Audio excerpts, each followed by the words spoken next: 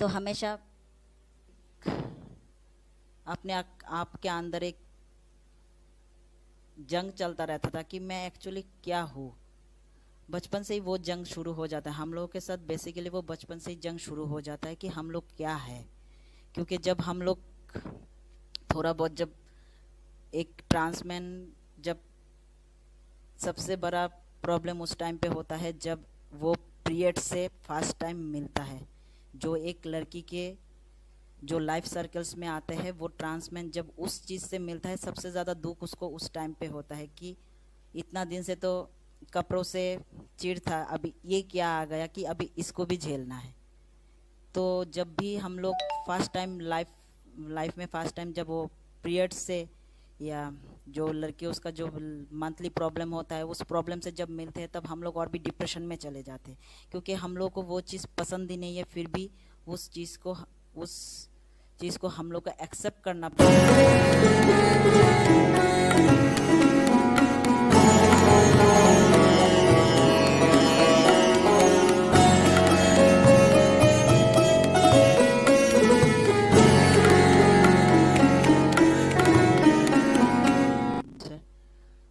First of all, good evening all my friends and Firoz sir and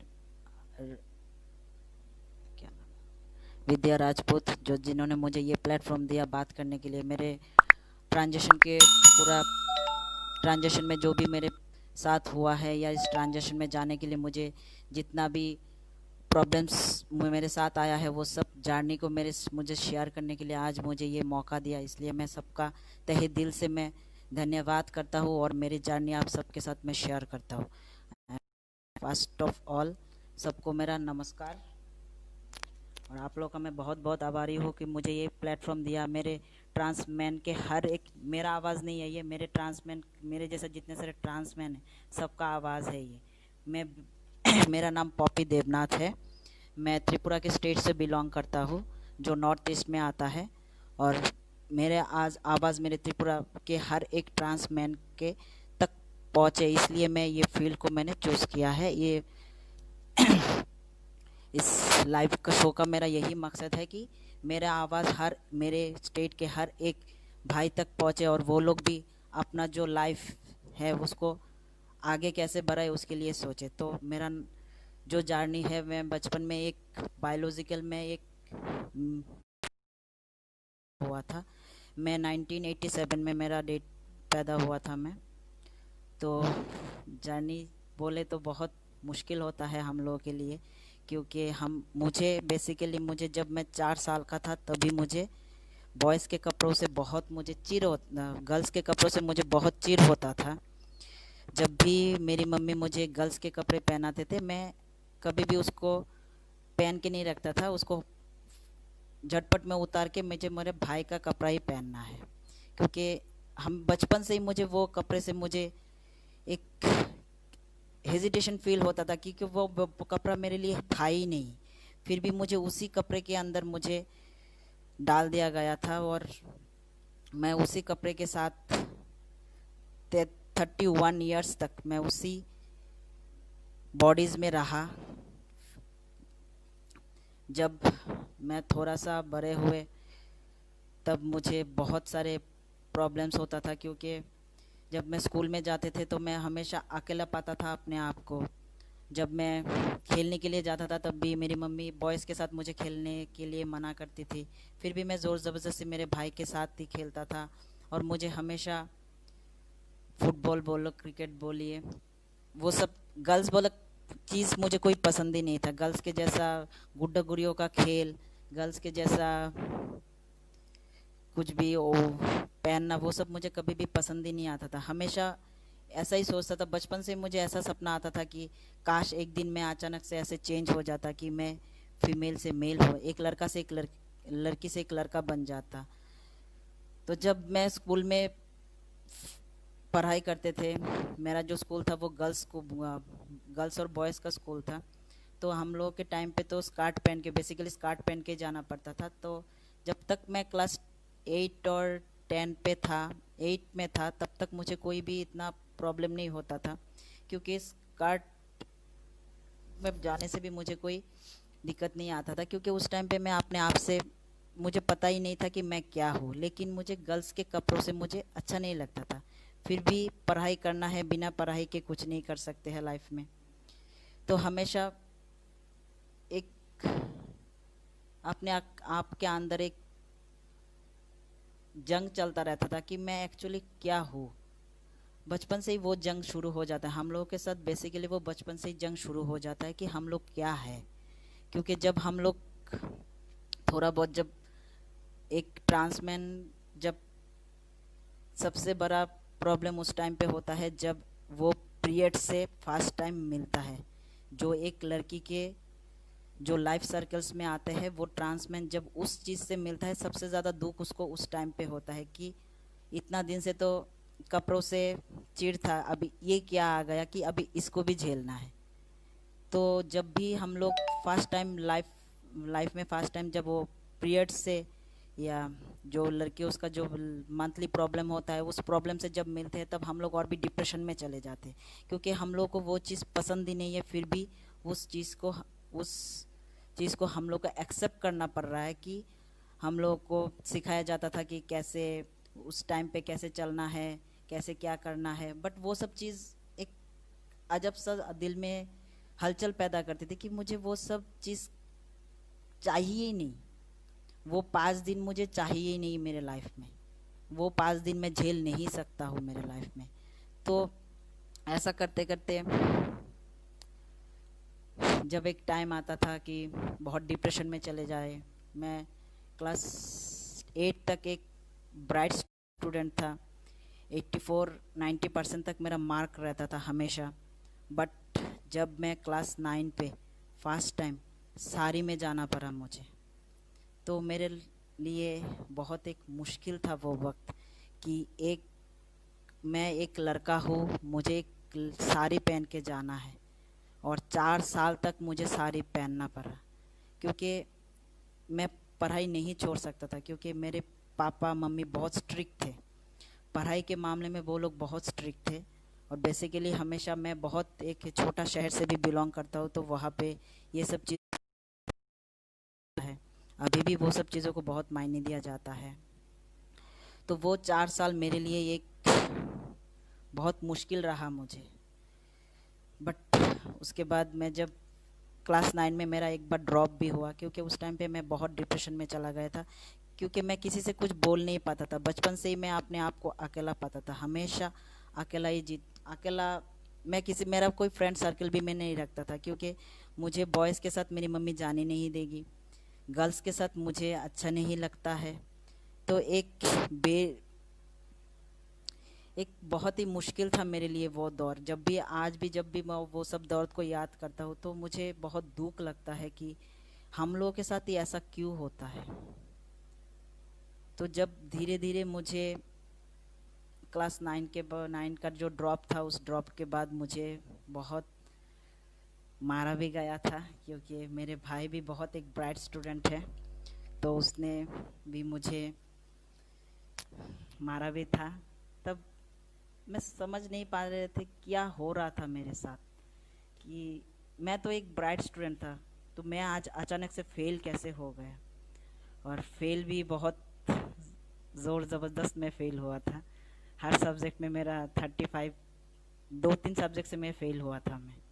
क्योंकि उस time पे मैं बहुत पढ़ाई में मेरा मन नहीं लगता था। हमेशा मेरे सर पे दर्द होता था, और दर्द इतना तक बढ़ जाता था कि मैं रात रात भर में सो के रहना पड़ता था मुझे। क्योंकि मैं दिन भर सोचता रहता था कि ये जो पेन है, इस पेन को मैं कैसे दूर करूं, मेरे आप लाइफ से इस पेन को मैं कैसे दूर करूं। जब एक टाइम आया कि मुझे अभी और इस दर्द को नहीं झेलना है। मेरे लाइफ में सबसे बड़ा प्रॉब्लम यही था कि एक के बाद एक प्रॉब्लम मेरे लाइफ में आते जाता था। जब मैं क्लास 10 में थे, 10 में मुझे साड़ी पहनना पड़ा। उसके बाद 12 तक मुझे साड़ी पहन के रहना पड़ा। और हमें कभी भी मुझे साड़ी पहनना नहीं आता था। हमेशा मेरी मम्मी मुझे साड़ी पहना के देती थी और डांटती भी थी जिस दिन भी मेरे मम्मी के साथ मेरा गुस्सा होता था उस दिन मैं कभी मेरे मम्मी मुझे साड़ी नहीं पहनाती थी, उस दिन मुझे मजबूरन किसी भी तरह साड़ी को लिपट के रोड में चल के जाना है। और सबसे बड़ा प्रॉब्लम, जब रोड में चल के हम लोग जाते हैं तब एक जो एक पे कि कोई मुझे साड़ी में देख रहा है, तो वो दर्द मेरे दिल पे ऐसा लगता था कि मुझे साड़ी में क्यों देख रहे हैं लोग, मुझे तो शर्ट पैंट में देखना चाहिए था। वो आज भी वो मुझे कभी कभी दुख भी लगता है और हंसी भी लगता है कि मेरे साथ ऐसा ऐसा हुआ है। मेरे साथ नहीं, मेरे जैसे हर एक ट्रांस मैन के साथ ऐसा ही होता है कि वो, क्योंकि अभी तो सलवार कमीज आ गया है तो थोड़ा सा वो लोग उतना हेजिटेशन फील नहीं करता है, बट उस टाइम पे साड़ी में तो बहुत हेजिटेशन फील होता है। तो क्लास 10 12 तक मेरा किसी भी तरह चला। क्लास 12 में मेरा रिजल्ट भी बहुत ख़राब हुआ था। 50% से मैं पास आउट हुए थे बोर्ड का एग्ज़ाम, क्योंकि उस टाइम पे मैं बहुत डिप्रेशन में चला गया था और एक लड़की के साथ मेरा प्यार भी हो गया था। तो उस चीज़ की वजह से भी शायद थोड़ा सा मैं मेरा एग्ज़ाम में, मैं पढ़ाई में मैं ध्यान नहीं दे पाता था। बट धीरे धीरे जब ये सब चीज़ों से उभरा तो मेरे लाइफ में और एक प्रॉब्लम्स आ गया कि मेरी मम्मी, जब मैं कॉलेज फर्स्ट ईयर में था तब से मेरी मम्मी बीमार होना शुरू हो गई। तो मेरे लाइफ में मुझे अपने बारे में इतना सोचने का कभी मौका भी नहीं मिलता था कि मैं अपने लिए सोचूं, क्योंकि मेरा जो फैमिली है वो, मेरे पापा सिर्फ एक टेलर थे। उस टेलरिंग से मुझे और मेरे भाई को पढ़ाया लिखाया। आज मेरा भाई एक अच्छे लेवल पे है, एज ए प्रोफेसर। हम मेरे स्टेट में जॉब करता है, गवर्नमेंट जॉब करता है, गैजेट ऑफिसर है। तो हमेशा मुझे यही टेंशन रहता था कि मेरे वजह से मेरे फैमिली को कुछ न प्रॉब्लम हो, क्योंकि मैं मेरे फैमिली से, मैं क्या, हर कोई, हम लोग हर कोई अपने फैमिली से बहुत प्यार करते हैं। तो उस प्यार को हमेशा ऐसा डर लगता था कि अगर मैं कुछ बोल देंगे तो उन लोगों का जो मेरे ऊपर प्यार है वो प्यार कम हो जाएगा। लेकिन शायद मैं कहीं पे गलत था। मैंने बहुत बार कोशिश भी किया, कि ऐसा नहीं कि मैंने कोशिश नहीं किया। जब भी मेरे साथ कुछ प्रॉब्लम होता था या कुछ वो लोग मुझे बोलते थे, मैं हमेशा मेरे मम्मी से शेयर करने के लिए कोशिश किया कि मेरे जो प्रॉब्लम है उसको समझो। कि कभी भी मुझे लड़का के साथ देखने से मेरी मम्मी मुझे बहुत ही मारती थी कि मैं एक लड़का के साथ घूम के आ गया। लेकिन तब मैं सिर्फ यही बोलते थे उनको कि तुम लोग जैसा सोच रहे हो वैसा कुछ भी नहीं है। मैं एक वो लाइफ मैं सोच ही नहीं सकता जैसे आप लोग सोच रहे हो। मैं डिफरेंट हूँ। मैं जब भी मुझे वो लोग, मेरे मम्मी, मेरे पापा, मेरे भाई कुछ भी बोलते थे, तब मैं हमेशा उस चीज़ को मैं दिल से फील करता था कि वो लोग क्यों नहीं समझते मुझे। बहुत देर तक मैं रोते भी थे। तो बीच में मैं एक बात बोलने के लिए जा रहा हूँ। मेरा भाई भी मेरे साथ आज इस लाइव को देख रहे हैं।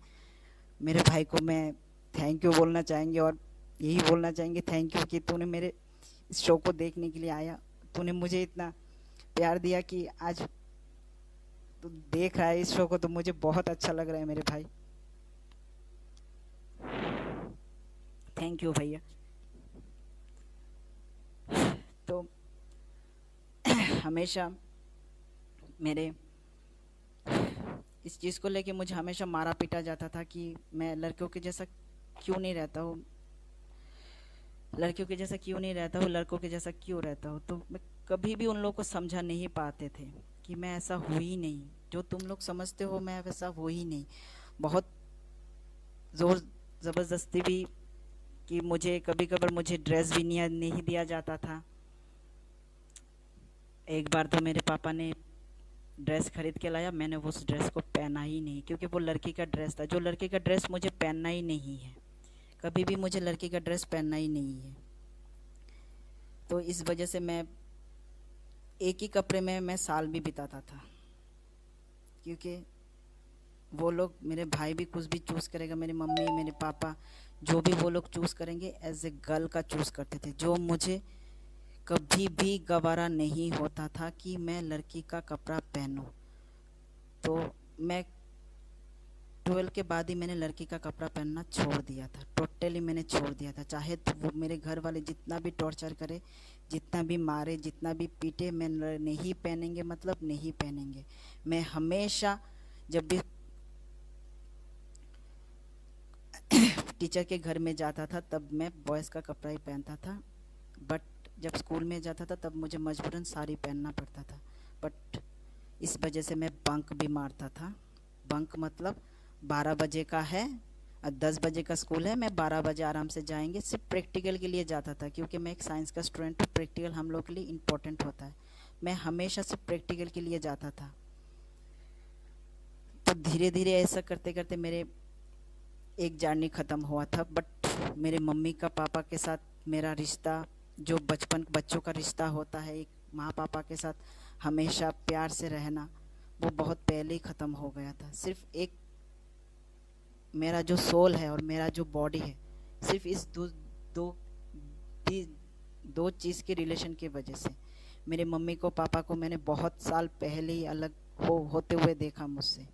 क्योंकि कभी कभार हम लोगों के बीच में, मेरे फैमिली में हमेशा झगड़ा होता था कि सबसे ज़्यादा प्रॉब्लम उसको उन लोगों को होता था कि मुझे लेके हमेशा घर में एक माहौल, झगड़ा का माहौल बना रहता था, जो मुझे कभी पसंद नहीं लगता था। तो ऐसा करते करते मैं रिलेटिव से भी मैं दूर जाने लगा। जब भी मैं पापा के साथ या मम्मी के साथ या भाई के साथ कहीं पे भी जाऊँ तो लोग मुझे देख के यही बोलता था कि ये लड़का है या लड़की है। तो मैं आज सबको यही बोलना चाहेंगे, एक लड़का है या लड़की, ये वो क्वेश्चन सबसे बड़ा बात नहीं है। बड़ा बात होता है कि एक इंसान है, इंसान को पहचानिए। अगर एक लड़की होती तो लड़की का ही कपड़ा पहनती, लड़कों के जैसा नहीं पहनती है। एक लड़का होता है तो लड़का का कपड़ा ही पहनता है, लड़की का कपड़ा नहीं पहनता है। जो क्वेश्चन मार्क आता है सोसाइटी में कि एक लड़का है या लड़की है, तो ये क्वेश्चन मार्क आना ही नहीं चाहिए।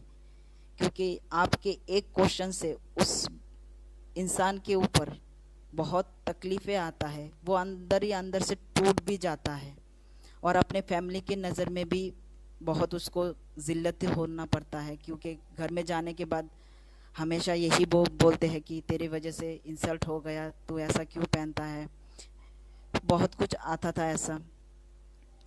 तो धीरे धीरे ये सब चीज़ बहुत, मैं अपने मम्मी पापा को बहुत साल पहले ही मुझे अलग होते देखा था मुझसे। 2010 के बाद 2011 में मेरी मम्मी एक्सपायर कर गई है। उनको कैंसर से उनका मौत हो गया था। जब उनका डेथ होने लगा तब मुझे वो पहचानी कि मैं क्या हूँ। क्योंकि उस टाइम पे मेरे फैमिली में सिर्फ मैं और मेरा भाई और मेरे मम्मी और पापा ही था, हम 4 लोग ही हैं। तो मेरा भाई यूपी में पढ़ाई करता था, तो हम मम्मी के साथ हमेशा टच में मैं ही रहता था। तो उस टाइम पे मैंने उनको एक बच्चे के जैसा पाला है। वो दौर भी मेरे लिए बहुत कभी कभी दुख भी देता है और अच्छा भी लगता है कि मेरा जो मम्मी पापा के ऊपर जो एक बच्चे का ज़िम्मेदारी है, वो ज़िम्मेदारी मैंने अपना पूरी तरीके से निभाया। जब भी मुझे जहाँ पे भी जैसे डाला गया, मैं वहाँ पे मेरा जो ज़िम्मेदारी था मैंने वो पूरा निभाया। क्योंकि एक 21 साल का बच्चा एक माँ को बच्चे के जैसा पाल रहा है। मुझे पता नहीं कि वो मेरे लिए कैसे मैं वो काम कर पाए थे, मुझे कुछ भी पता नहीं था। बट मेरे अंदर वो ताकत आ गया था कि मेरी मम्मी को मैं एक बच्चे के जैसा उस टाइम पे पालूँ। तो 6 महीने के बाद ही मेरी मम्मी का एक्सपायर्ड हो गया। उसके बाद मेरे पापा 2016 में एक्सपायर्ड हो गए। उसके बाद घर में बहुत परेशानी होने लगा मुझे लेके। उसके बाद मैं 2014 में मैं घर छोड़ दिया था। 2015 में मैं घर छोड़ दिया था, क्योंकि मुझसे और रहा नहीं जाता था। उन लोगों के बीच में मुझे और रहा नहीं जाता था। मुझे हमेशा ऐसा लगता था कि मेरे वजह से मेरे पेरेंट्स को प्रॉब्लम हो रहा है, मेरे फैमिली को प्रॉब्लम हो रहा है, मेरे भाई के फैमिली को प्रॉब्लम हो रहा है। इसीलिए मैं घर छोड़ दिया था। मैंने किसी से कुछ शिकवा नहीं किया, गिला नहीं किया, क्योंकि उस टाइम पे भी मुझे पता नहीं था कि एक्चुअली मैं क्या हूँ। फिर मैं 2014 में सत्य में विजेता का प्रोग्राम देखा था, LGBTQ का। वहाँ पे मुझे पता चला मैं क्या हूँ। उस दिन मुझे अब अंदर से हिला के रख दिया था कि मैं एक गलत बॉडी में पैदा हुआ हूँ, जो वो बॉडी मेरा है ही नहीं। तो ऐसा करते करते मैं घर छोड़ के आ गया। घर छोड़ने के बाद भी मैं जहाँ पे भी मैं जॉब करने के लिए जाता था, वहाँ पे मुझे प्रॉब्लम होता था, क्योंकि मैं एक गर्ल्स के बॉडी में हूँ और मुझे एक बॉयज़ का कपड़ा पहनता था। तो मुझे बहुत, जहाँ पे जॉब करता था वो जॉब भी मैंने छोड़ दिया था। उसके बाद धीरे धीरे मैंने वो जॉब चेंज करके मैं दूसरा जॉब में ज्वाइन किया। उसके बाद मैं ज्वाइन करने के बाद मैं जब अपना सर्जरी कैसे करूँ उसके लिए मैंने ढूंढना शुरू किया। तो ढूंढते ढूंढते मुझे मुझे सत्यमेव विजेता का एक नंबर मिला, जो एनजीओ का नंबर होता है। उस नंबर से मैंने कांटेक्ट करके मैंने पूरा कैसे क्या करना है वो सब उन लोगों ने मुझे समझाया कि ऐसे ऐसे तुमको इस ट्रीटमेंट में जाना है। उसके बाद मैंने अपना ट्रीटमेंट शुरू किया 2018 में। मेरा ट्रीटमेंट नहीं बोलते, इसको बोलते ट्रांजिशन बोलते हैं। तो इस ट्रांजिशन को मैंने 2018 में शुरू किया था। 2018 में मुझे पहले इस ट्रांजिशन को शुरू करने के लिए आपको एसआरएस को शुरू करने के लिए दो सबसे जो अहम होता है वो है जीडी लेटर। एक साइकियाट्रिस्ट का होता है, एक साइकोलॉजिस्ट का होता है। एक साइकोलॉजिस्ट आपको जीडी लेटर देता है, उस जीडी लेटर को लेके आप अपने हार्मोनल ट्रीटमेंट में जा सकते हो। हार्मोनल ट्रीटमेंट से पहले आपको, जहाँ से मैंने बैंगलोर से किया था, तो मुझे पहले एविडेविट बनाना पड़ा था। एविडेविट बनाने के बाद ही मुझे हार्मोनल ट्रीटमेंट मुझे किया गया। और उसके बाद मेरा डॉक्यूमेंट्री भी मेरा चेंज कर दिया मेरा डॉक्यूमेंट्री मैंने अभी मेल कर दिया है सब मैंने। और उसके फिर उस सर्जरी के टाइम पे जब आपको टी शॉट दिया जाता है, वो टी शॉट आपके लिए एक बहुत अहम होता है, क्योंकि टी शॉट में जाने के बाद बहुत सारे प्रॉब्लम्स आते हैं। प्रॉब्लम्स का मतलब वो ऐसा कुछ नहीं होता है कि आपको थोड़ा सा और भी ज़्यादा डिप्रेशन हो सकता है। क्योंकि मैंने जहाँ से काउंसलिंग किया था तो मुझे बोला था कि तुमको थोड़ा सा डिप्रेशन ज़्यादा आएगा, क्योंकि तुम पहले से बहुत ज़्यादा डिप्रेशन में थे। तो मुझे उस टाइम पे टी शॉट के टाइम पे भी मुझे बहुत डिप्रेशन होता था, बहुत ही ज़्यादा डिप्रेशन होता था कि कभी कभार मैं उस टाइम पे भी मुझे अंदर में बहुत प्रॉब्लम होता था कि मैं क्या हूँ, क्या मैं वो सही कर रहा हूँ। उसके बाद धीरे धीरे मैं अपने आप को जब पूरी तरीके से जानने लगा, तब मैं टी शर्ट का भी मज़ा लेने लगा। तो मैं आज सबको यही बोलेंगे कि ये जो टी शर्ट है बहुत अच्छा लगता है। टी शर्ट के 2-3 महीने के बाद ही आपका आवाज़ चेंज होना शुरू हो जाता है। टोटली बॉयज़ थोड़ा बहुत चेंज हो जाता है। उसके बाद आपका बियर्ड्स भी लिटिल बिट आना शुरू हो जाता है, उतना नहीं आता है। पीरियड्स आपका डिपेंड करता है बॉडी टू बॉडी। आपका आवाज़, अगर आपका पीरियड्स किसी किसी का 4 महीने में बंद होता है, किसी किसी का 2 महीने में बंद होता है, किसी किसी का 3 महीना भी लग जाता है। तो डिपेंड करता है बॉडी टू बॉडी कि कितना दिन में आपका पीरियड्स बंद होगा।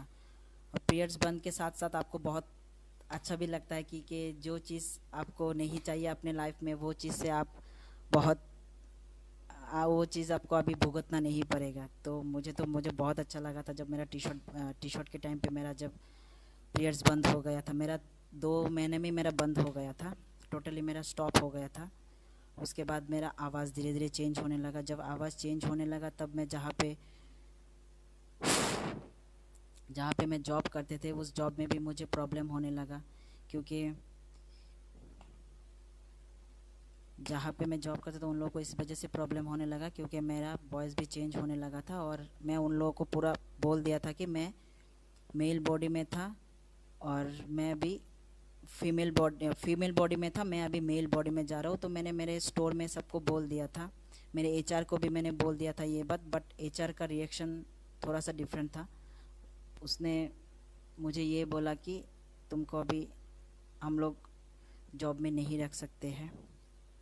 तब मैंने मेरा दूसरा जॉब ढूंढना शुरू कर दिया, क्योंकि बिना जॉब के मैं अपने लाइफ को स्ट्रगल नहीं कर पाएंगे। क्योंकि मैं अपने फैमिलीज़ को कभी भी नहीं बोलता हूँ कुछ कि मुझे ये चाहिए, मुझे पैसा भेजना है क्योंकि मेरे पास पैसा नहीं है। तो मैं हमेशा यही कोशिश करता था कि मैं अपने आप से सब कुछ करूं। मेरे ट्रांजेक्शन के लिए जो भी प्रॉब्लम्स था वो सबको मैं अकेला ही फेस किया, क्योंकि हम लोग का जो ट्रांसमैन का जो लाइफ होता है उस लाइफ में कोई भी अपना साथ नहीं देता है। तो सबसे पहले मैं आज यही, जो मेरे बाकी ट्रांसमैन हैं या जो उनके पेरेंट्स हैं, उनके पेरेंट्स से मैं यही बोलना चाहेंगे कि अपने बच्चे के दर्द को समझो। तुम आपका बच्चा है, सोसाइटी का बच्चा नहीं है। आपका बच्चा अगर दर्द में है, उस दर्द को कैसे कम करना है वो हम लोग का ही जिम्मेदारी होता है। मेरा बच्चा अगर आज इस प्रॉब्लम में रहेगा तो उसको उस दर्द से मुझे कैसे दूर करना है, उसके इस दर्द को कैसे दूर करना है, वो जिम्मेदारी मेरे ऊपर रहता है। तो इसी वजह से कि ऐसा कभी नहीं सोचिए कि सोसाइटी क्या सोचेगा। सोसाइटी का बच्चा नहीं है, बच्चा आपका है। आपको उस बच्चे को समझना है। और मैं इस बीच में और एक बात बोलना चाहेंगे कि इस वजह से बहुत रिसेंटली लास्ट मंथ एक यूपी में 16 साल का बच्चा सुसाइड किया है, क्योंकि उसके फैमिली में उसको हर कोई बोलता था कि लड़का है या लड़की है। तो इस वजह से वो अपना ज़िंदगी गंवा दिया।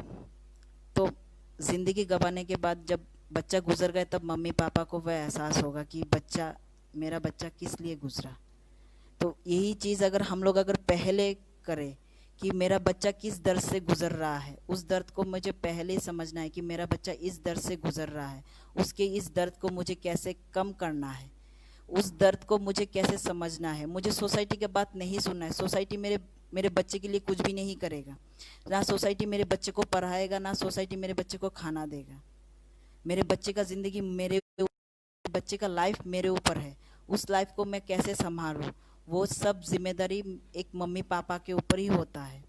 तो मैं हर एक जो मम्मी पापा है, जो पेरेंट्स है, जो भी गार्जियन है, जो भी बड़े हैं, सबसे मैं यही बोलेंगे, आपके घर में कोई भी ट्रांसमैन ट्रांसवुमेन जो भी है, एलजीबीटी कम्युनिटी से जो भी है, उसके दर्द को समझो। कोई भी अपने मर्जी से कुछ भी नहीं करता है।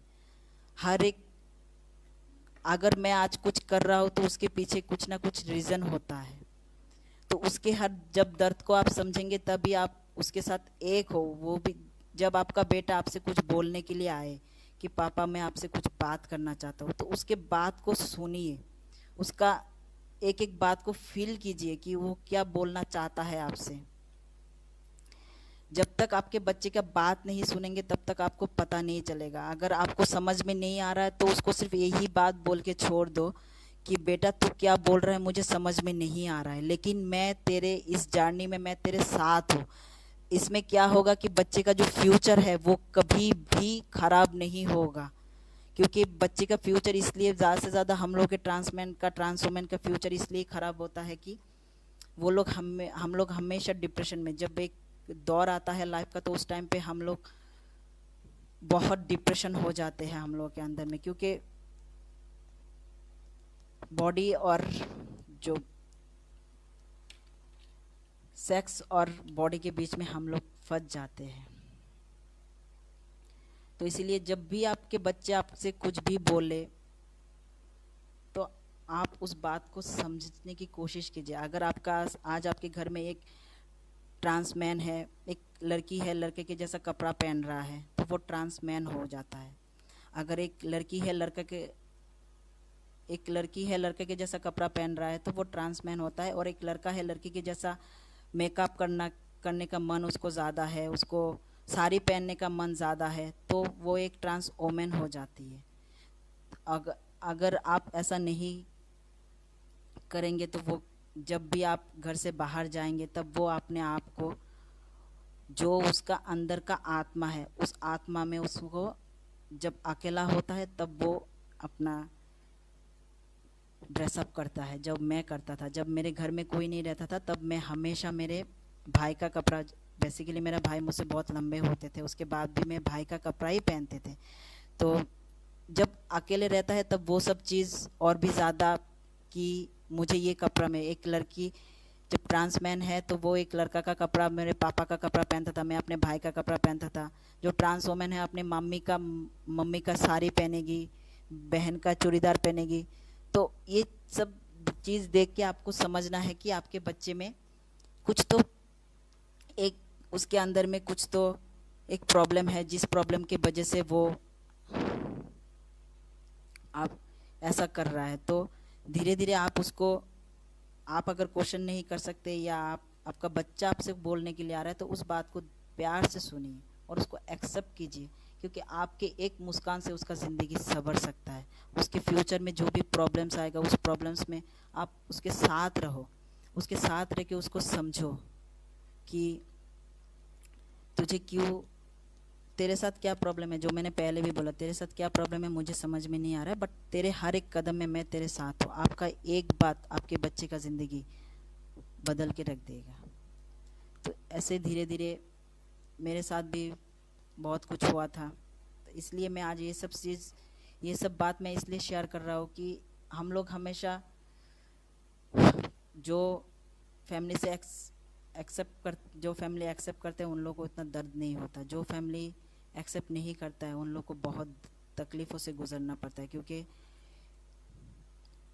बहुत सारे बंदे ऐसे भी होते हैं कि पढ़ाई छोड़ देता है बीच में, क्योंकि एक गर्ल्स स्कूल में जाना पड़ेगा, एक गर्ल्स स्कूल में जाना पड़ेगा बोल के एक पढ़ाई छोड़ दे के उसके बाद ऐसे ही घर में बैठे रहते हैं। और बहुत सारों का तो शादी भी करा दिया जाता है ज़ोर ज़बरदस्ती। जब बहुत, अभी मैं दिल्ली में आके बहुत सारे ऐसे भाइयों से मिला मैं, जब भी वो लोग शादी कराने के लिए जाते हैं फैमिली, तो वो लोग घर से भाग आते हैं। तो ये सब प्रॉब्लम शायद आता ही नहीं जब आप अपने बच्चे को समझेंगे। तो मैं सबसे सिर्फ यही रिक्वेस्ट करना चाहेंगे कि आप अपने बच्चे को समझो, अपने बच्चे के दर्द को समझो, तो फ्यूचर में ये चीज़ बहुत अच्छा हो सकता है। शेयर करो बेंगलोर लाइफ, मेरे बेंगलोर लाइफ को शेयर करो। बेंगलोर अच्छा था, बहुत अच्छा था, क्योंकि बेंगलोर से मैंने अपना ट्रांजिशन शुरू किया। अपना ट्रांजिशन, जो बेंगलोर में हॉस्पिटल है वो रामाया हॉस्पिटल है, वहाँ पे एसआरएस का फुल प्रोसेस वो लोग उस हॉस्पिटल में रखते हैं। एसआरएस का फुल प्रोसेस जैसे कि टी शॉर्ट, जीडी लेटर से शुरू करके आप बॉटम सर्जरी तक उसी हॉस्पिटल में करा सकते हो। हॉस्पिटल का नाम है रामाया हॉस्पिटल, और वहाँ पे लेस कॉस्ट से ही होता है सर्जरी, उतना महंगा भी नहीं होता है, और वो लोग हॉस्पिटल में बहुत अच्छे से ट्रीट भी करते हैं। आपको कभी फील ही नहीं होगा कि उस हॉस्पिटल में आप कभी अपने आप को गलत महसूस नहीं करोगे या कुछ हेजिटेशन फील नहीं करोगे उस हॉस्पिटल में जाने के बाद। बहुत अच्छा हॉस्पिटल है। और मेरा सर्जरी उस हॉस्पिटल का डॉक्टर कुमार स्वामी किया था। मेरा एक सर्जरी हुआ है और भी मेरा 2 सर्जरी बाकी है, तो उसके लिए मैं थोड़ा सा टाइम दे रहा हूँ, क्योंकि मुझे फाइनेंशियली थोड़ा सा प्रॉब्लम चल रहा है, इसलिए मैं थोड़ा सा टाइम दे रहा हूँ और अपने बॉडी को भी थोड़ा सा स्ट्रॉन्ग करना चाहता हूँ। और सबसे बड़ा बात, जब मैं सर्जरी किया था तब मेरे साथ कोई नहीं था। मेरे बेंगलोर में सब कुछ अच्छा भी हुआ और मेरे बेंगलोर में मेरे साथ बहुत कुछ बुरा भी हुआ। जब मैं सर्जरी में था मैं अकेला बंदा, मेरा एक भाई था जो मेरे ग्रुप से आया था, उस भाई को मैंने बुलाया। बुलाने के बाद मैंने अपना सर्जरी के 2 घंटा पहले वो आके मुझे ज्वाइन किया था। और जिस दिन मैं डॉक्टर से एडमिट होने के लिए गया था, उस दिन भी मेरे ग्रुप का ही एक भाई आके मुझे एडमिट करा के गया। मुझे शाम का खाना भी दिया, फिर रात का भी खाना दे के गया। उसके नेक्स्ट दिन भी वो आया, आने के बाद शाम का और रात का खाना दे के गया। उसके बाद नेक्स्ट दिन मेरे सर्जरी के टाइम पे दूसरा भाई को मैंने बुलाया, वो भाई मेरे साथ 4 दिन तक था। मेरे सर्जरी से लेके मुझे थोड़ा बहुत, जब मैं चलने के लिए काबिल हो गया था, तब तक वो मेरे साथ था। तो एक बहुत बड़ा दर्द था मेरे लिए वो, कि एक सर्जरी के बाद, क्योंकि टॉप सर्जरी में आपका चेस्ट पूरा काटा हुआ होता है, आप अपने हाथ को थोड़ा सा, अपने हाथ को कंघी तक नहीं कर सकते हो, आपके हाथ से नहा भी नहीं सकते हो। तो ये सब चीज़ के लिए एक देखभाल करने के लिए एक ज़रूरी होता है। और इस जगह में मैं और एक बात बोलना चाहेंगे कि कोई कोई समझता है कि ये सब क्यों करते हैं लोग। तो मैं यही बोलेंगे कि कोई जानबूझ के अपने बॉडी में एक चीर फाड़ भी नहीं करना चाहेगा। हम लोग जानबूझ के नहीं करते हैं, हम लोग उस बॉडी से खुश नहीं होते हैं, क्योंकि जब तक आपका सोल और आपका बॉडी एक नहीं होता है तब तक आप खुश नहीं रह सकते हो। आज मैं बहुत खुश रहता हूँ क्योंकि मेरा सोल और मेरा बॉडी एक है, वो अलग नहीं है। तो ये चीज़ मेरे लिए बहुत दुख था कि मेरे सर्जरी के टाइम पे कोई भी मेरे साथ नहीं था, और एक हिम्मत भी था कि मैं अकेले इतना बड़ा सर्जरी में अकेले हैंडल किया, तो मेरे लिए वो ये अच्छा भी था। अभी मुझे मेरा हिस्ट्रोटमी करना है, जो फीमेल पार्ट्स है, जो ओवारी होता है, यूट्रस होता है, फिलिपियन ट्यूब्स होता है, वो सब उसका सर्जरी को हम लोग हिस्ट्रो सर्जरी बोलते हैं। तो हिस्ट्रोटमी करना है मुझे। उसके बाद मुझे अच्छा जॉब का तलाश है, क्योंकि मैं अभी एक लेस सैलरी के जॉब में हूँ। तो मुझे पहले अच्छा जॉब चाहिए। अच्छे जॉब के बाद मुझे शादी करना है, शादी करके अपने फैमिली बसाना है, अपने लाइफ पार्टनर को खुश रखना है, क्योंकि मुझे पता है कि एक लड़की का दर्द क्या होता है। ऊपर वाला ने हम लोगों को ये ज़िंदगी शायद इसलिए दिया है क्योंकि मैं बचपन में हमेशा ऊपर वाला से शिकायत करता था कि मुझे ही क्यों ऐसा बनाया। बट आज मैं जब उस चीज़ को सोचता हूँ तो ऐसा लगता है कि मैं एक मैं एक संपूर्ण इंसान हूँ, क्योंकि मैं एक लड़की का ज़िंदगी भी जी के आया, एक लड़का का ज़िंदगी भी मुझे पता है। लड़की का ज़िंदगी का दर्द क्या होता है, जो बेसिकली जो बायोलॉजिकल मैन होता है तो उन लोगों को पता नहीं होता है, जो बायोलॉजिकल बॉय होता है तो उन लोगों को पता नहीं होता है। बट हम लोगों को अच्छे से पता होता है कि एक ट्रांसमैन या ट्रांसवोमैन, हम लोग दो ज़िंदगी एक साथ जीते हैं। तो ऊपर वाला का ये आशीर्वाद बोलिए हम लोगों के लिए कि हम लोग एक ही बॉडी में दो बॉडी को समझने के लिए ताकत रखते हैं, क्योंकि नॉर्मल जो बायोलॉजिकल बॉय है वो लोग कभी भी एक ही बॉडी में एक ही इंसान को महसूस करते हैं। हम लोग एक बॉडी में दो इंसान को महसूस करते हैं। तो मैं सबसे लकी हूँ। मेरे जितने सारे ट्रांसमैन ट्रांसवोमेन हैं, सब कोई सबसे ज़्यादा लकी है हम लोग, क्योंकि हम लोग एक ही बॉडी में दो इंसान को देखते हैं। जी 2014 में जो सुप्रीम कोर्ट का पिटीशन आया था, उसके बाद बहुत सारे ट्रांसवोमेन तो पहले से ही फ्रंट आउट हो गए थे। ट्रांसमैन को फ्रंट आउट होने के लिए थोड़ा सा टाइम लग जाता है। समाज के लिए मेरा सिर्फ यही न्यूज़ है कि जो नज़रिया है उस नज़रिया को चेंज करो। इंसान है, पहले इंसान को देखिए। अंदर के कपड़े के अंदर क्या रखा है वो चीज़ देख के आपको कुछ भी पता नहीं चलेगा कि इंसान क्या है क्या नहीं है। कपड़े के बाहर जो इंसान है उस इंसान से प्यार कीजिए, कपड़े के अंदर के इंसान को प्यार मत कीजिए। जो इंसान जैसे है, अगर एक ट्रांसमैन है तो उसको वैसे ही प्यार करो, एक ट्रांस वोमेन है उसको ऐसे ही प्यार करो, एक लेस्बियन है उसको भी ऐसे ही प्यार करो, एक बाय सेक्सुअल है उसको भी ऐसे ही प्यार करो। मैं मेरे पूरा कम्युनिटी के लिए यही बोलना चाहेंगे। मैं कम्युनिटी नहीं बोलेंगे, सॉरी, मेरा सोसाइटी बोलेंगे। वो मेरा सोसाइटी है। मेरे सोसाइटी में बहुत प्यार है। हम लोग सिर्फ प्यार के लिए तरसते हैं, चाहे वो फैमिली से हो या दोस्तों से हो, कहीं से भी हो। मैं यही बोलना चाहेंगे कि प्यार करो। सिर्फ कपड़े के अंदर के इंसान से प्यार करके फ़ायदा नहीं है। कपड़े के अंदर जो है, कभी भी गलत कमेंट मत करो, क्योंकि अभी 377 सेक्शन के अंदर में अगर कोई भी ट्रांसमैन ट्रांसवोमेन एलजीबीटी कम्युनिटी को कोई भी गलत कमेंट करता है तो उसके बारे में केस अगेंस्ट हो सकता है, उसके खिलाफ आप केस दायर कर सकते हो। और ये गवर्नमेंट हम लोग को हक दे रहा है, बट हम लोग नहीं करते क्योंकि हम लोग आपसे प्यार करते हैं। आप आज समझते नहीं है इसलिए आप मुझे उल्टा सीधा बोल रहे हो, लेकिन आप जिस दिन मुझे समझ जाओगे उस दिन मेरे बारे में उल्टा सीधा नहीं बोलोगे। तो मुझे हम लोग को समझिए। हम लोग कोई एलियन नहीं है। हम लोग भी इसी, आपको जिस खुदा ने बनाया है मुझे भी उसी खुदा ने बनाया है। तो समझ का जो नज़रिया है वो अभी चेंज करने के लिए बहुत ज़रूरी है। और 2018 के बिल में ये कहा गया है कि हर school, college, private sector, government sector, हर एक सेक्टर में एलजीबीटी क्यू का प्रोग्राम करें, अवेयरनेस करें।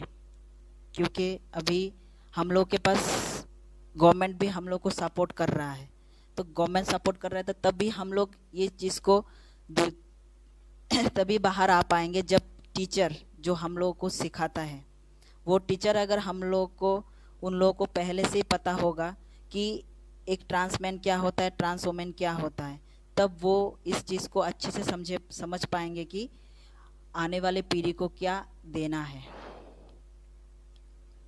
आने वाली पीढ़ी को क्या बोलना है कि ट्रांसमैन के लिए। जैसे कि हम लोग हिस्ट्री में बहुत सारे पेजेस पढ़ते हैं। पहले अगर किसी का पति मर गया है तो उसको जला दिया जाता, पति मर गए तो पत्नी और पति को एक साथ जला दिया जाता था। तो वैसे ही हम लोग हिस्ट्री चेंज करना है हम लोगों को। जैसे वो हिस्ट्री चेंज हुआ था, सतीदाह प्रथा चेंज हुआ था, ऐसे आज हम लोग को ये हिस्ट्री चेंज करना है कि हम लोग समाज से अलग नहीं हैं, हम लोग भी समाज का ही हिस्सा है। हाँ, हम लोग को एक्सेप्ट जितना जल्दी कर सके आप लोग करें। अगर आप लोग एक्सेप्ट नहीं करेंगे फिर भी हम लोग दिल से आपका स्वागत करते हैं। हम लोग किसी को गाली नहीं देते, ना हम लोग किसी को उल्टा सीधा बोलते। किसी को गुस्सा इसलिए आता है कि अंदर में एक गुस्सा हमेशा रहता है, क्योंकि वो फैमिली से वो ठुकराया जाता है। और अगर बाहर में भी कुछ लोग उसको गलत बोल रहे तो उसको दुख लगता है कि, और उस टाइम पे ही वो ज़्यादा गुस्सा करता है कि ऐसा क्यों बोल रहे हैं लोग। तो इस चीज़ को दूर करना बहुत ज़रूरी है कि सोसाइटी हमें एक्सेप्ट करें उस चीज़ को। बहुत जल्दी, जितना जल्दी समझ पाएंगे सोसाइटी तो बहुत अच्छा है। क्योंकि अभी गवर्नमेंट भी बहुत, इस 2018 का बिल भी बहुत अच्छा बिल आया है। सिर्फ एक ही रिजर्वेशन नहीं आया हम लोगों का, जो ओबीसी का रिजर्वेशन था, उस रिजर्वेशन के, जैसे कि आर्यन पाशा ने कल बोला कि उस रिजर्वेशन के खिलाफ वो था, तो मैं भी उस रिजर्वेशन के खिलाफ ही हूँ। बट हम लोग के लिए बहुत ज़रूरी है वो रिजर्वेशन, क्योंकि हम लोगों में बहुत सारे ऐसे एडुकेटेड भी होते हैं बट अपने जेंडर आइडेंटिटी की वजह से बहुत पीछे रह जाते हैं। जैसे मैं अपने जेंडर आइडेंटिटी की वजह से आज मैं पीछे रह गया। अगर मेरा जो जेंडर है, मेरा जो सेक्सुअलिटी है, वो मुझे अगर नहीं इतना परेशान करता या मुझे इतना डिप्रेशन नहीं करता तो आज मैं भी एक डॉक्टर या इंजीनियर बन जाता और अपने लेवल पे पहुंच जाता। लेकिन उस टाइम पे मैं पढ़ाई नहीं कर पाया था बोल के मैं उस चीज़ से थोड़ा सा पीछे हट गया। बट मैं अभी खुश हूँ मैं जो भी कर रहा हूँ, क्योंकि मैं नहीं मानता कि डॉक्टर इंजीनियर बन के ही दुनिया को बदलना है। तुम एक मामूली इंसान बन के भी दुनिया बदल सकते हो, और जो मामूली इंसान बन के बहुत सारे लोग दुनिया बदले हैं, तो हम लोगों को भी बदलना है आगे। हम लोग बहुत कुछ करना है आगे। अभी ये जंग यहाँ पे ख़त्म नहीं होता है, ये जंग को बहुत आगे लेके जाना है हम लोगों को। और ये जंग भी नहीं है, अपने हक के लिए लड़ाई है, और उसी सोसाइटी से हम लोग लड़ते हैं जिस सोसाइटी के हम हिस्सा है। तो अलग मत करो सोसाइटी से हम लोगों को। हम लोग आपके घर का बेटा या बेटी है। और यहाँ पे मैं और एक बात बोलना चाहेंगे कि कोई भी ये बात नहीं बोल सकता कि उसका आने वाला जनरेशन ट्रांसजेंडर नहीं होगा। आज आप किसी को बोलेंगे तो कल आपके फैमिली में भी कोई ना कोई निकल सकता है। तो किसी को उल्टा सीधा बोलने से पहले या किसी के ऊपर उंगली करने से पहले ये बात सोच लीजिएगा कि आपके फैमिली में भी कोई हो सकता है। आज अगर आप दूसरे की फैमिली को बोलेंगे कि आपके घर में एक तेरा बेटा या तेरा बेटी ऐसे चलता है, तो हो सकता है कि आपके फैमिली में भी वो रिटर्न आ सकता है।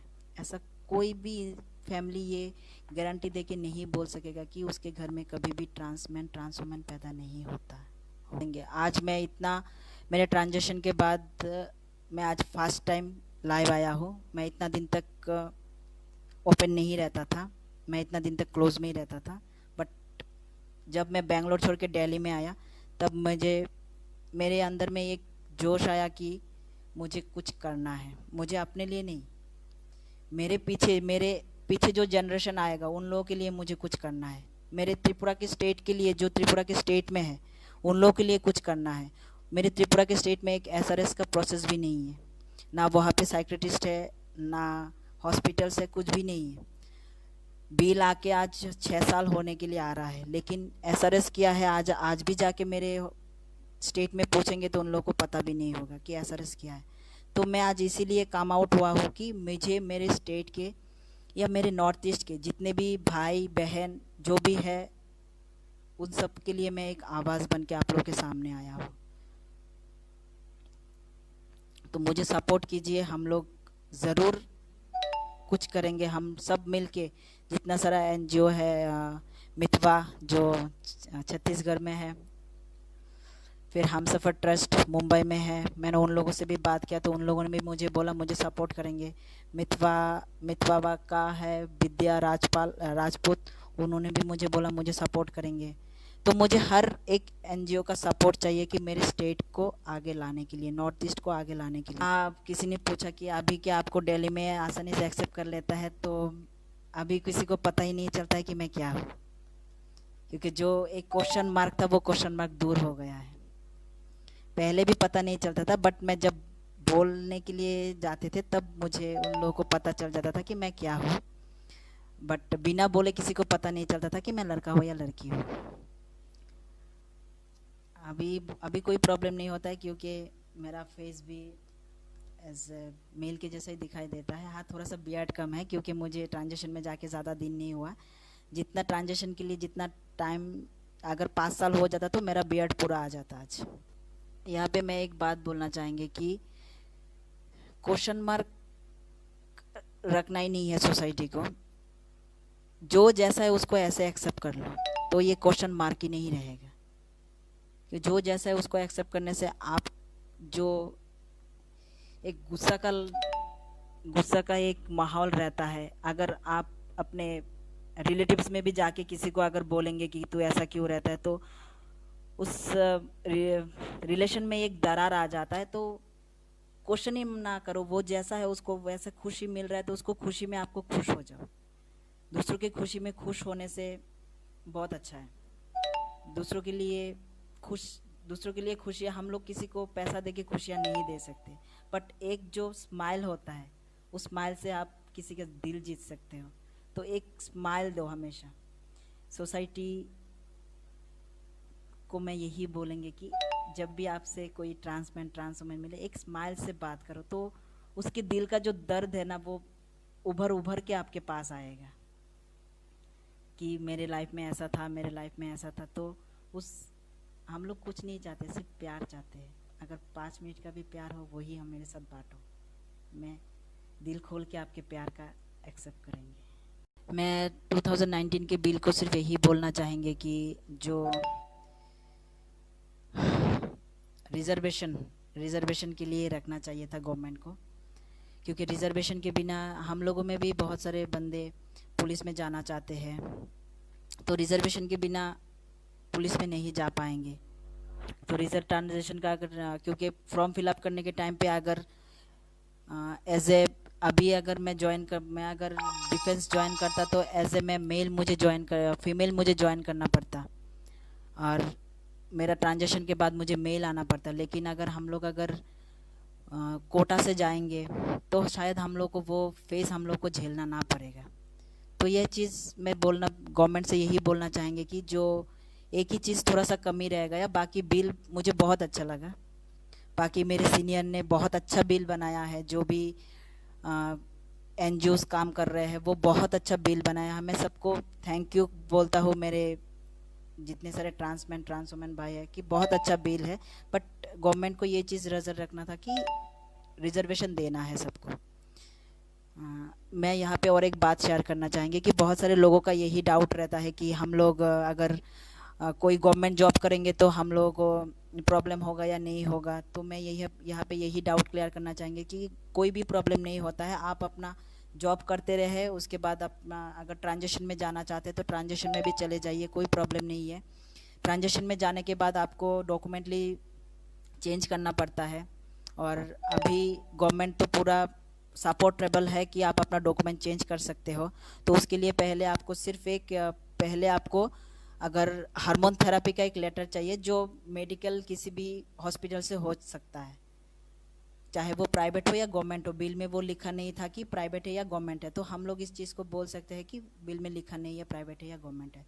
तो हम लोग, आप लोग पहले एक बिल लेंगे, या क्या बोलते हैं इसको, जब मेडिकल का आपको जीडी लेटर मिल जाएगा, उस जीडी लेटर के बाद आपको डीएम को एक लेटर लिखना पड़ेगा। उस लेटर के बाद आपका जो डॉक्यूमेंटली जितना सारा डॉक्यूमेंट है, आपका पासपोर्ट, ड्राइविंग लाइसेंस, उसके बाद आपका एजुकेशनल सर्टिफिकेट, जितना सारा ration card, bank bank details, उसके बाद प्रॉपर्टी डिटेल्स, सब कुछ आपका जेंडर चेंज हो जाता है।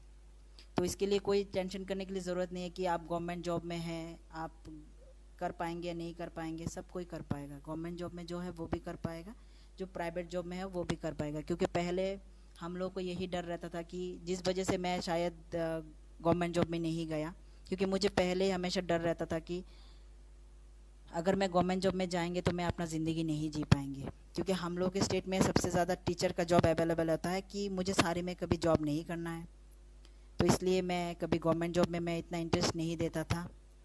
हाँ, बट अब जब देखता हूँ कि ये बिल अच्छा आया है, तब अफसोस होता है कि मुझे भी गवर्नमेंट जॉब में ही जाना था। बट अभी मैं खुश हूँ, जो भी जॉब है मेरा उसमें मैं बहुत खुश हूँ, और मुझे 2 वक्त की रोटी मिलता है उसमें मैं बहुत हैप्पी रहता हूँ। उससे ज़्यादा हम ऊपर वाला का देने का मर्जी होगा तो दे देगा। इस यहाँ पे मैं और एक बात शेयर करना चाहता हूँ कि रिसेंटली एक और चीज़ है, और जो बीएड होता है, बीएड में भी ट्रांसजेंडर का एक सब्जेक्ट रखा गया है, और जो एमए होता है, एमए में भी एक ट्रांसजेंडर का सब्जेक्ट रखा गया है।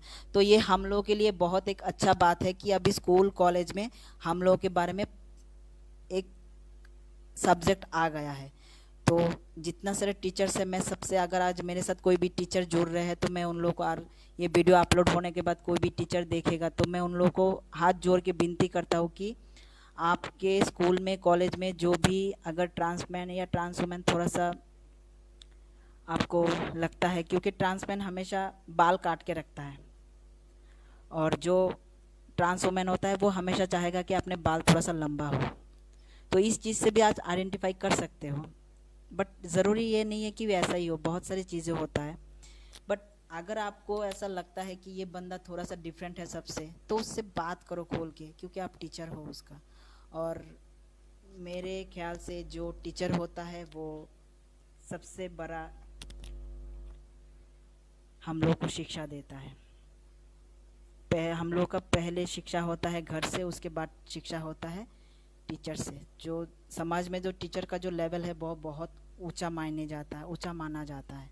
तो मैं हर टीचर से यही बोलेंगे कि अभी जो अवेयरनेस का आया है, तो आप लोग भी अपने स्कूल कॉलेज में अवेयरनेस का प्रोग्राम शुरू कीजिए। हम लोग को बुलाइए, हम लोग आके आपके बच्चों को उस चीज़ की, क्या ट्रांसजेंडर क्या होता है, एलजीबीटीक्यू का पूरा, ये जो एलजीबीटीक्यू है उसका एक एक मीनिंग हम लोग सबको समझाएंगे। प्रोग्राम में, जब भी प्रोग्राम हो या जब भी आपके कॉलेज में कुछ भी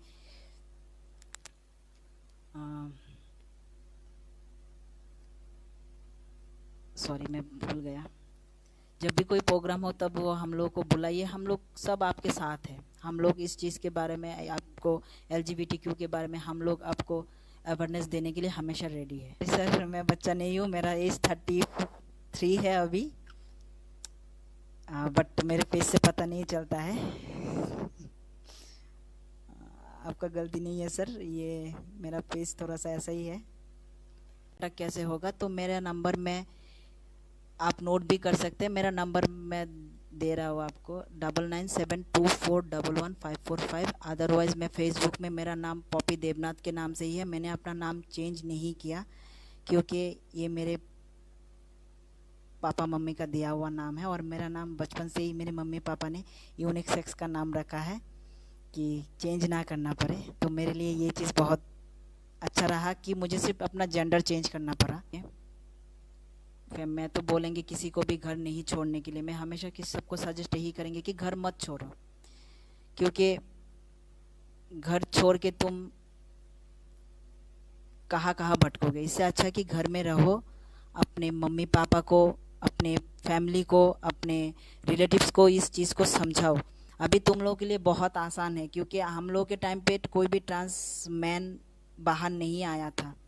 मैं 2014 में जब एलजीबीटी क्या क्या वो सत्यमेव विजेता का प्रोग्राम देखा था, तब भी मैं किसी से ये बात शेयर नहीं कर पा रहा था कि मेरे मैं ऐसा हूँ। और बट आजकल के जो जनरेशन के बच्चे हैं, मम्मी किसी किसी का तो मम्मी मम्मी भी दिखाता है अपने बच्चे को कि बेटा तू ऐसा है। जो मेरे साथ अभी जुड़ा है निकुंज निकुंज जय है उसका नाम, वो एमपी से है। उसकी मम्मी उसको सत्यमेव विजेता का एलजीबीटी का प्रोग्राम दिखा के उसको बोला कि बेटा तू ऐसा है। तो मैं यही ऐसा माँ बाप हर एक के घर में देखना चाहता हूँ कि अपने बच्चे को ये बोले, अपने बच्चे के बारे में वो लोग खुद से हर एक गूगल में सर्च करे कि मेरा बेटा ऐसा क्यों है। तो वो बच्चा कितना लकी है कि उसकी माँ आके उसको सपोर्ट करके बोल रहा है कि बेटा तू ऐसा है। जिस दिन वो मुझे ये बात बोला तो मुझे ऐसा लगा काश मेरे मम्मी पापा, मेरा भाई या मेरा फैमिली का कोई रिलेटिव्स मुझे ये बात बोलता, तो मैं शायद आंसू मेरे रोक नहीं पाता मैं। तो वो हर बच्चे को ये जब फील होता है कि ये उसके मम्मी पापा, उसके भाई, उसकी बहन उसको ये चीज़ समझा रहा है कि तू ऐसा है। मैं जिसका बात बोल रहा हूँ उसको पता भी नहीं था कि वो ऐसा है। उसके माँ उसको ये वीडियो दिखाई कि बोली, और वो भी माँ गांव की है, ऐसा नहीं कि हाई सोसाइटी से है, ऐसा नहीं कि वो इतना पढ़ी लिखी भी है। उसके बावजूद भी वो अपने बच्चे का दर्द को समझे। तो मैं उस माँ को सलाम करता हूँ, उस माँ को हाथ जोड़ के प्रणाम करता हूँ कि अपने आप के बच्चे के दर्द को समझे। तो मैं फिर से यही बोलेंगे कि डॉक्टर फिरोज़ खान सर का भी मैं बहुत आभारी हूँ कि उन्होंने मुझे ये मंच दिया आज मुझे बात करने के लिए। मुझे पता नहीं कि मैं इतना कॉन्फिडेंटली बोल पाया या नहीं, बट जितना मुझसे हुआ मैं उतना शेयर करते गया, क्योंकि आज मेरा ये फर्स्ट टाइम मेरा लाइव है। तो थोड़ा बहुत अगर कुछ प्रॉब्लम भी हुआ है, तो अगर किसी को कुछ समझ में नहीं आया है या किसी कहीं पे मेरा छूट गया है, तो मैं बहुत सॉरी बोलता हूँ। और आप सबको मेरा साथ देने के लिए थैंक यू दिल से।